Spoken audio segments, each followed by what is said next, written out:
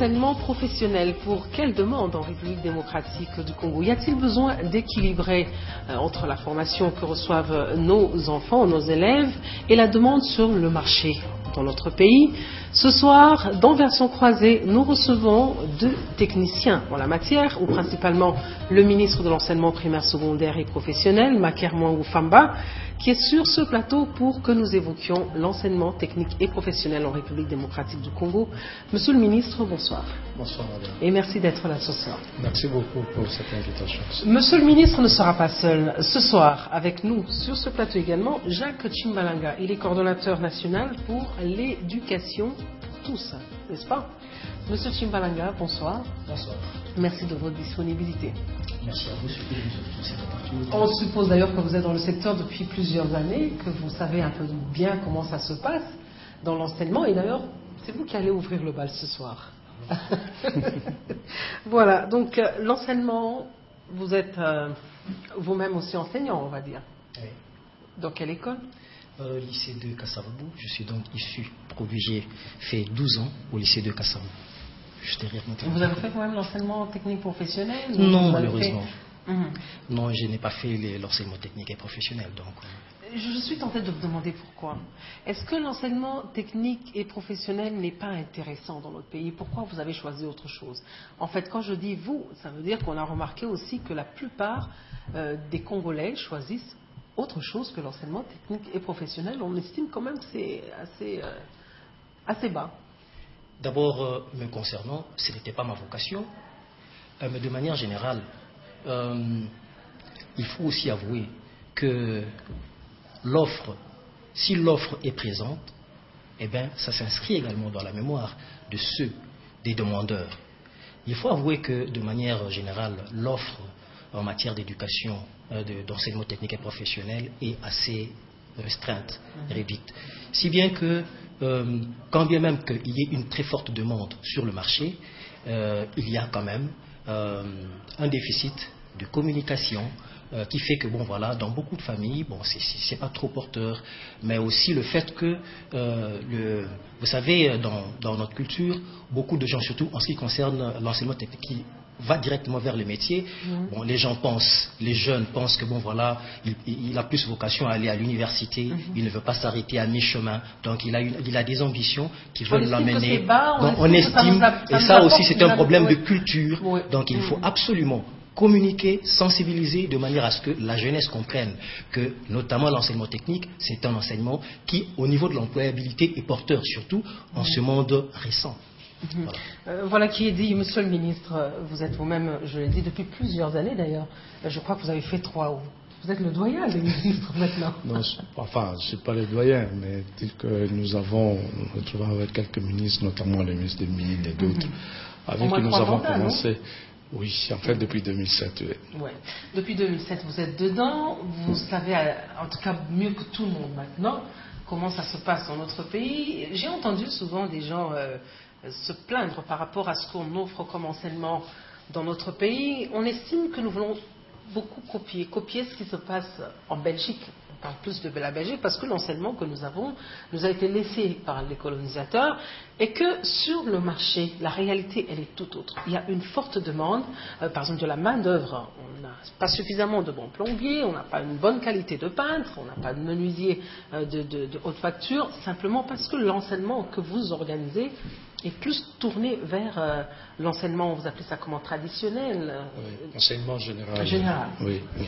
Non, vous avez raison, mais je crois qu'il faut remonter dans le passé pour essayer un peu d'expliquer ce que nous avons comme problème aujourd'hui, où c'est devenu plus ou moins comme une forme un problème culturel, où vous avez dans la jeunesse, vous avez même dans l'opinion, vous avez dans le parent, une sorte de complexe vis-à-vis de l'enseignement technique, de la formation professionnelle, alors que c'est la voie qui peut nous permettre aujourd'hui vraiment d'avoir des ouvriers qualifiés, parce que c'est de là que va partir le développement. Je crois que quand on remonte dans le passé, vous allez voir que quand le colonisateur est parti, il fallait tout de suite les remplacer par ceux qui dirigeaient. Et pour diriger, il y a un certain nombre de sciences pour être kalaka, pour être secrétaire, pour être directeur. Donc on ne fait pas la technique pour être directeur. Et ce qui fait que la plupart de nos concitoyens cherchaient à aller dans les options, ou bien les facultés qui amenaient vers la gestion, vers comment remplacer le colonisateur qui partait. Et petit à petit maintenant, le fait qu'on a eu très peu de ressources, très peu d'investissements dans le secteur de l'enseignement technique de l'information professionnelle, et finalement donc facilement on pouvait créer une école d'option générale, et c'est là que nous avons mis beaucoup de gens qui ouvraient directement la voie vers l'université, vers l'enseignement supérieur. Et au niveau de l'opinion aussi, on se rend compte que celui qui n'a pas fait l'université n'a pas beaucoup plus de considération, n'est pas beaucoup plus considéré. Et on a créé comme ça des prismes qui empêchent un certain nombre de concitoyens d'aller vers l'enseignement technique pour s'occuper de la plomberie, de l'électricité. On estime que c'est de la basse. Alors que c'est pas ça. Alors que ce n'est pas ça. C'est pourquoi au niveau du ministère, après avoir réalisé une étude approfondie, on s'est rendu compte que nous devons changer les choses, nous devons tout faire pour que nous inversions les valeurs. Pour inverser les valeurs. Et vous comptez donc, parce que vous avez même publié un annuaire 2011-2012 qui a eu un précédent annuaire, où vous donnez un peu, vous brossez l'état de lieu de l'enseignement technique et professionnel dans le pays. Et est-ce qu'il y a peut-être certainement des pistes de solutions par rapport à ça? On va y arriver au cours de cette émission. Et vous comptez donc assurer la promotion de l'enseignement technique et professionnel. Monsieur Chimalanga a assuré la promotion de l'enseignement technique et professionnel en République démocratique du Congo, alors que nous avons ce problème. Vous aviez parlé tout à l'heure de la sensibilisation.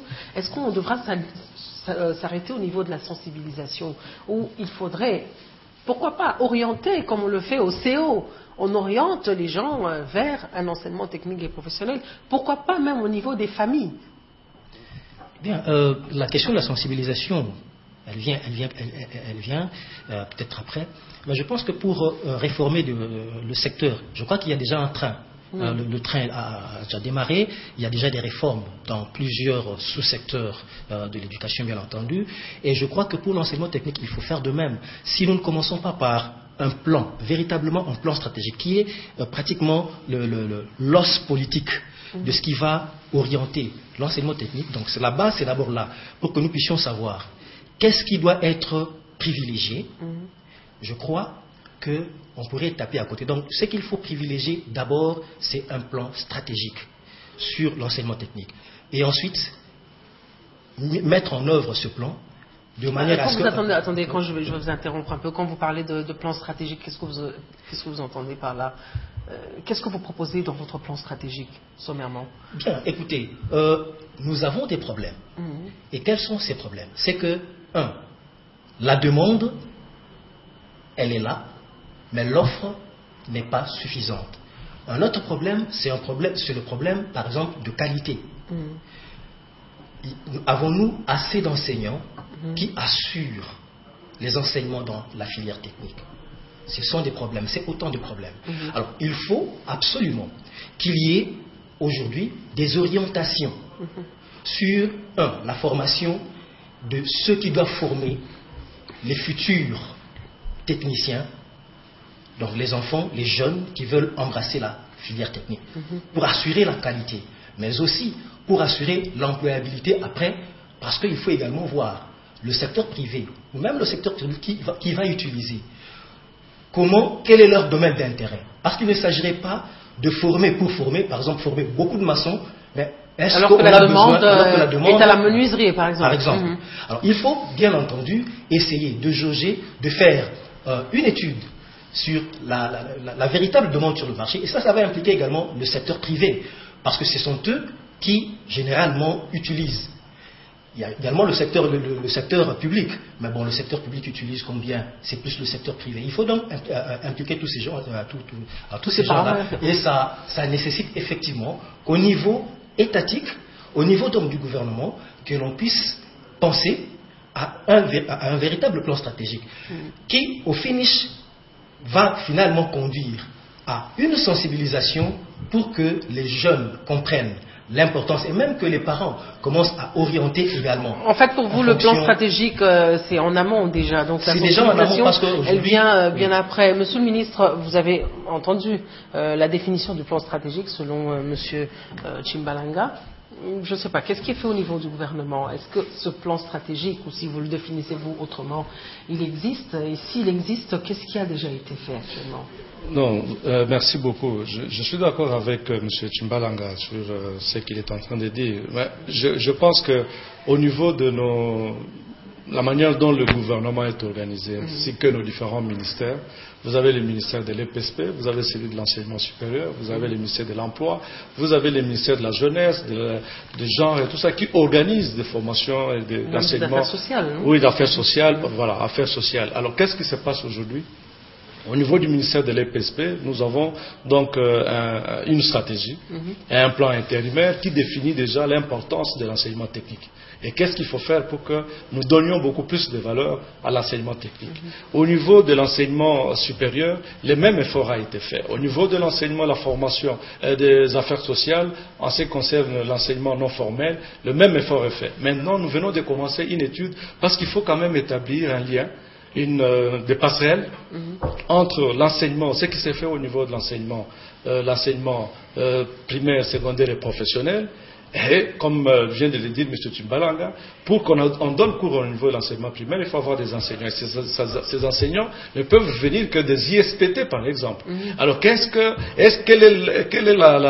nous avions combien d'ISPT à travers la République? Puisqu'il y a ce déficit, Monsieur le ministre, puisqu'il y a ce déficit, en tout cas je suppose qu'il y en a parce qu'on n'a pas vu la qualité dans cette formation-là. Est-ce que vous n'avez pas pensé dans votre secteur à envoyer des Congolais en dehors du pays où il y a déjà le développement de ces différents secteurs pour qu'ils soient non seulement formés, mais qu'ils soient formés pour être formateurs et rapporter cette qualification pour l'avancement, pour le développement de la nation. Oui, le problème c'est qu'il faut d'abord faire vraiment un lien, établir l'école au niveau de la communauté, avoir les besoins de la communauté, et quand vous placez une école, qu'elle arrive à résoudre plus que les problèmes qui se posent dans l'environnement immédiat. Et c'est là l'avantage de l'étude que vous avez sous les yeux, l'offre d'emploi qui a été élaborée en 2012, que nous avons produit en 2012. C'est essayer de faire une analyse profonde, par province, par territoire. Quels sont les besoins et quelle est l'offre qu'aujourd'hui, au niveau du ministère, nous donnons à la communauté. Et on se rend compte qu'il y a vraiment une inadéquation. Vous avez, par exemple, si vous prenez la filière agricole, vous avez l'agriculture, vous avez la mécanisation agricole et vous avez par exemple d'autres sous-secteurs dans le domaine de l'agriculture. Mais nous nous rendons compte aujourd'hui, tel que nous organisons les choses, que vous avez des dysfonctionnements. Vous avez, à certains endroits, vous avez la mécanique agricole, mais vous n'avez peut-être pas une autre filière qui doit aller avec la mécanisation agricole. Et l'étude maintenant nous a essayé de rétablir.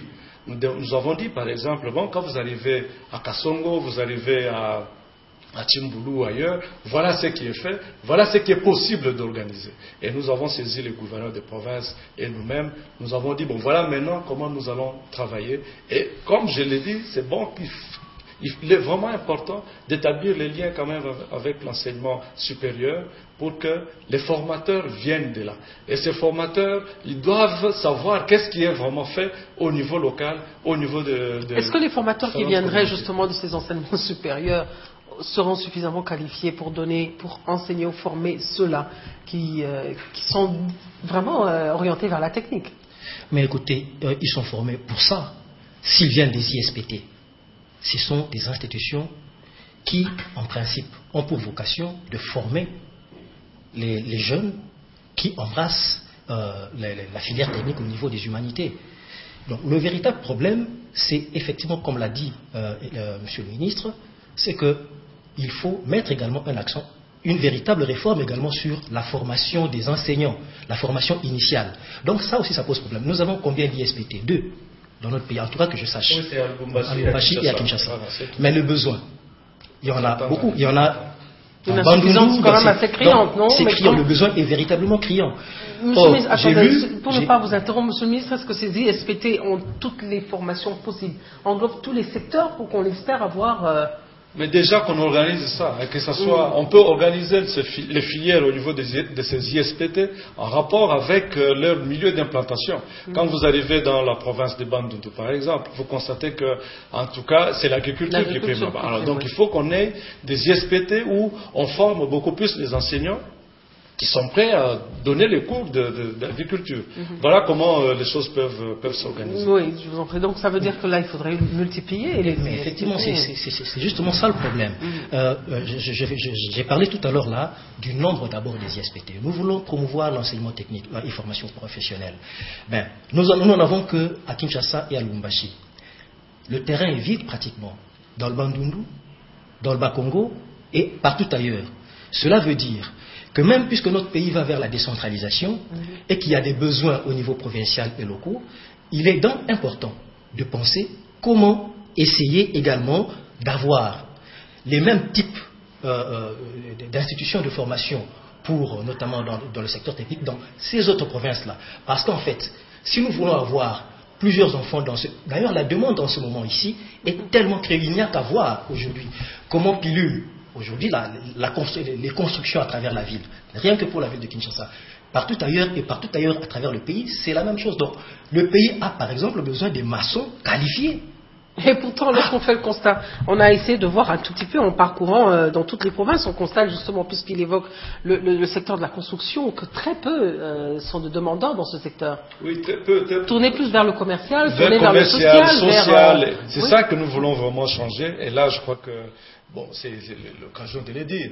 L'initiative qui a été prise par la distinguée première dame pour, avec les ministères, installer à travers toute la République les écoles d'enseignement technique et de formation professionnelle, essaie de résoudre un peu ce problème.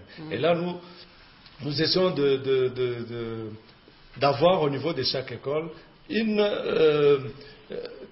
d'abord, nous posons des questions. Quels sont les besoins réels au niveau de telle province? Quand vous arrivez, par exemple, au Maniema, nous avons installé une école pour la menuiserie. Parce qu'effectivement, nous avons constaté que vous avez beaucoup de bois, mais il n'y a pas de spécialistes en traitement du bois.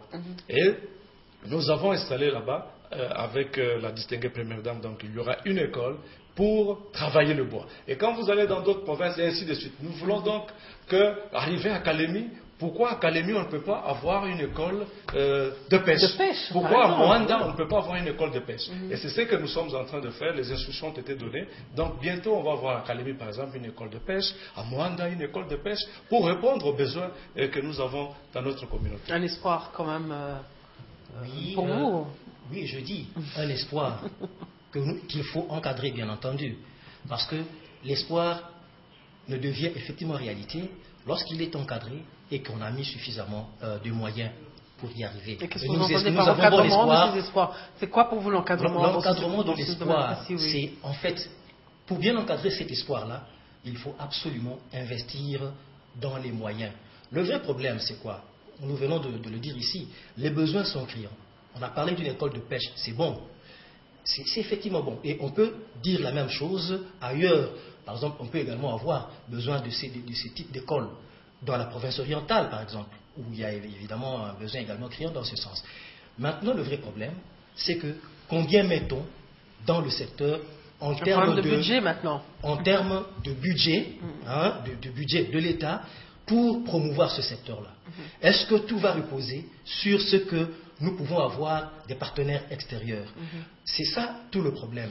Et voilà donc même toutes ces réformes ici ont comme soubassement, notamment le financement public du secteur. Et pour l'enseignement technique, nous pensons effectivement qu'il faut continuer les réformes parce que c'est important et c'est nécessaire.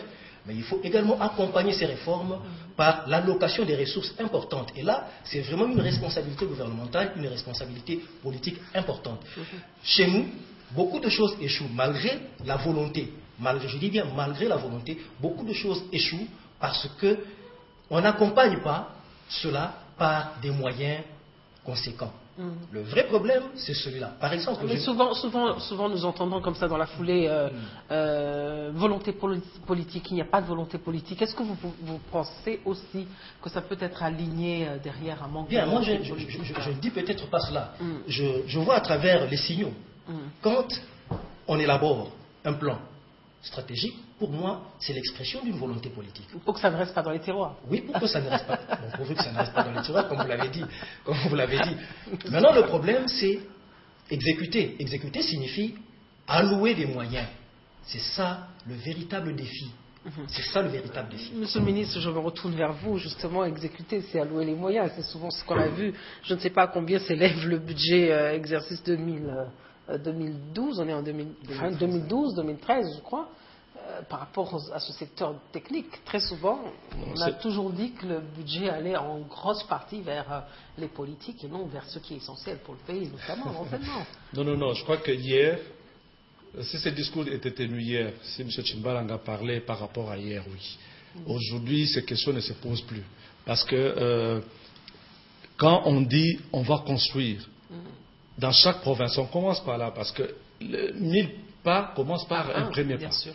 Alors, quand nous disons au niveau du gouvernement qu'on va avoir une école moderne, technique, d'enseignement technique et de formation professionnelle, au minimum une grande et moderne, par province, on le fait.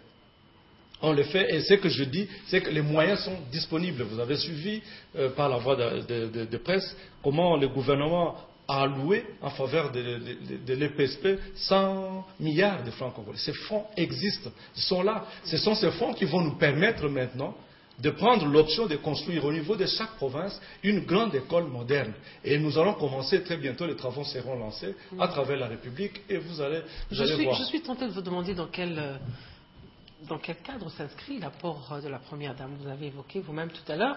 C'est une collaboration. Oui. Une collaboration qu'on a, vous savez, c'est une personne,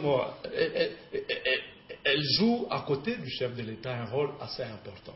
Et ce qui fait que quand vous voyez ce qui se passe à travers le monde, la plupart des fois, les Premières Dames sont penchées vers les problèmes des sociétés, les problèmes sociaux. Et là, elle a une particularité pour ce qui concerne l'éducation.